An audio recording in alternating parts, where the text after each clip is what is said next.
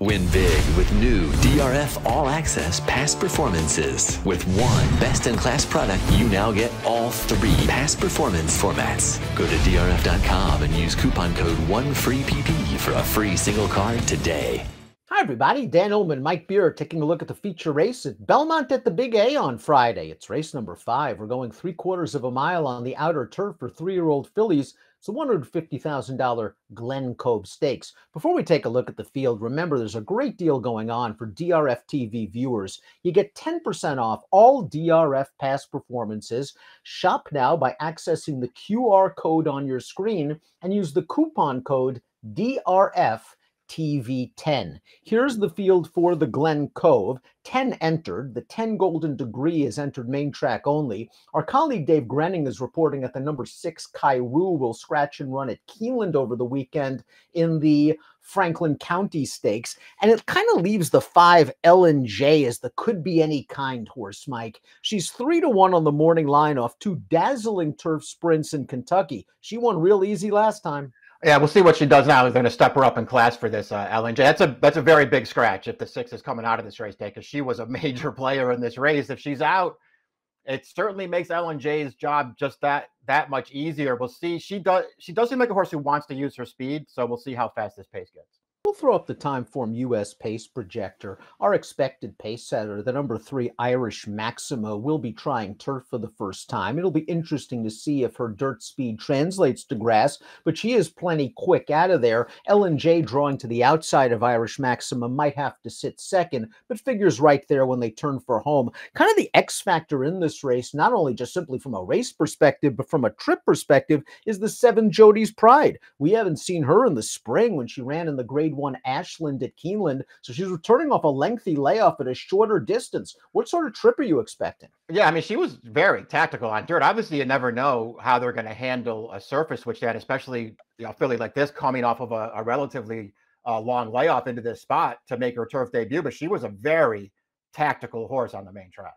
If this pace gets hot, the 2 and the 4 share the fastest Timeform US late pace rating. Let's start things off with the number 1 Ms. Tart, who's going to add blinkers. After racing at Churchill Downs on dirt last time out, she seems much better on turf and synthetic, and she's the kind of filly who can sort of settle into mid-pack and try to make a run. She'll probably have to run a career best against this tough field, however. Yeah, it's hard to project, that much improvement for her, Dan, I think, but she is going to have to improve to beat this field.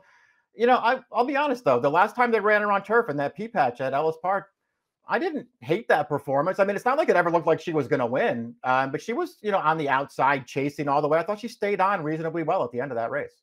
I've always thought the number 2 Nice as Pie is an underrated sort for trainer Kelsey Danner. Really liked the way she won her synthetic race in the Serena's Song, and then her turf debut, the Mamselle at Churchill Downs, which didn't break exactly great from the inside post, and then worked out an inside-out trip to score. She then ran fine in the Penn Oaks when they tried to stretch her out to a 2-turn mile. Last time out was the Masters. It was against older horses, off a little bit of a layoff on synthetic, and she didn't run her best race, but I think it was a good prep for this. Yeah, that's how I looked at it too. At least that's how I want to look at it. I mean, I know she was super impressive in those 4 synthetic wins over the winter and into the spring. I mean, they were just really, really impressive performances. So I did want to see her run better in the Masters last time, but that was a good field. She did seem like maybe she needed, this flattened out a little at the end of that race. So maybe she needed to start off of almost 4 months off. I liked both of her turf races. I mean, her running style is problematic, especially in New York, because she doesn't have a lot of speed, but I think she's pretty good.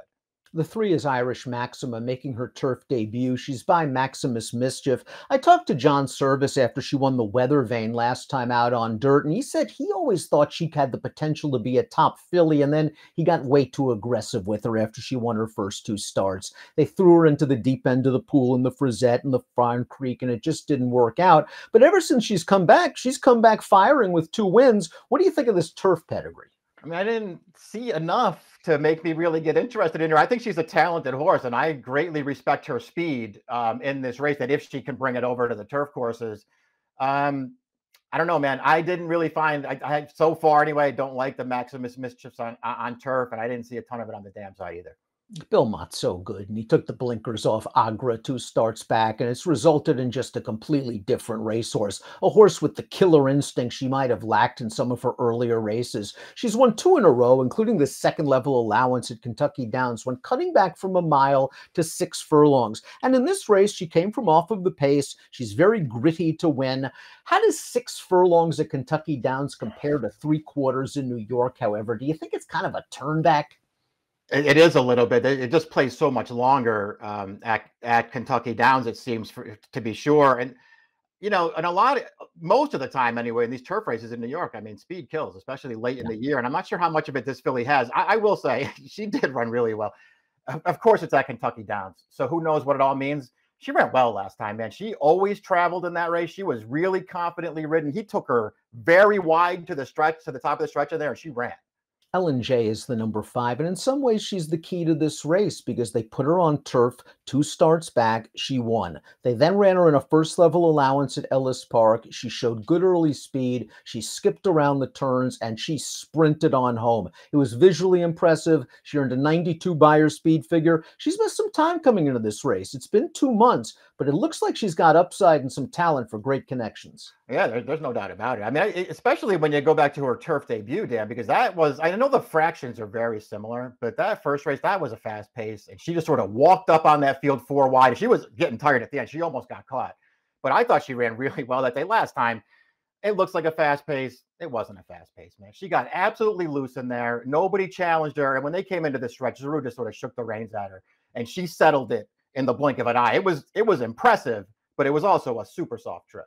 Cairo the 6 would have been a contender in this race, but it appears she's going to run at Keeneland, where she'll be a contender in the Franklin County. And we'll talk about that race later this week on DRFTV. The 7 is Jody's Pride, just an immensely talented 2-year-old on dirt. She won her first 2 starts. She just missed in the Breeders' Cup Juvenile Fillies. She came back. She won the Busher. They ran her in the Ashland, which I thought was kind of an interesting spot because it looked like they could have kept her in New York, I think, for the Gazelle. They decided to try the real tough ones at Keeneland. It didn't work out. She's coming off of a long layup, but she is bred to the nines for turf, and she's been working with Scottish Lassie, who just aired the other day in the Frisette for 2-year-olds with a 90 buyer. The Ashland obviously wasn't her best performance. I wouldn't be too hard on her for that race. That she got, not only was it a good field, she got an impossible trip in that race and just had no chance. They've given her time since then, and it's worth pointing. You'd mentioned that her first 2 starts on dirt were the sprints. They were really nice looking wins. She was entered for turf both times.